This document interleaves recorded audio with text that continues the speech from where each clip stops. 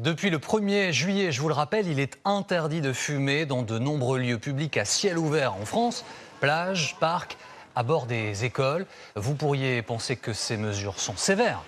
Au Japon, il n'est possible de fumer que dans des zones spécifiques. Des brigades traquent même les fumeurs dans les rues. Une priorité de santé publique qui semble porter ses fruits. Reportage de notre correspondante Mélodie Sforza avec Ryusuke Muruta. Ces Japonais de la brigade anti-tabac mènent une traque. Ils chassent les fumeurs dans les rues de Tokyo. Au Japon, allumer une cigarette est interdit dans l'espace public. Après quelques minutes seulement, les deux hommes arrêtent ce touriste, originaire de Singapour. Ils lui rappellent les règles et lui donnent une contravention. L'amende ici est de 12 €. C'est tout.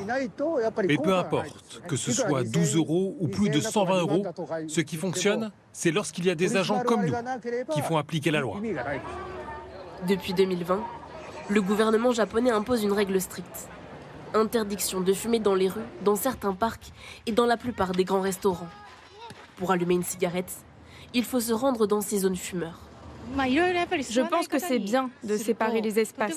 C'est vrai que pour les non-fumeurs, il y a beaucoup de désagréments sinon, comme l'odeur et la fumée.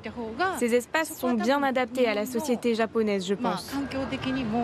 Résultat, de nombreux expatriés arrêtent la cigarette au Japon.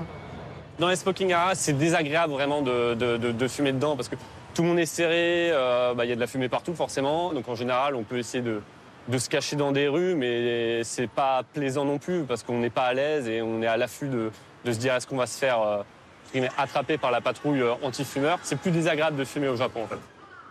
Des espaces restreints, mais le Japon reste un pays plein de contradictions.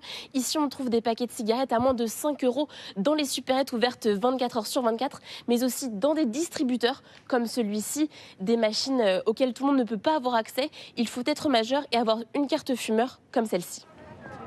Un document qui fait partie de l'arsenal répressif du pays.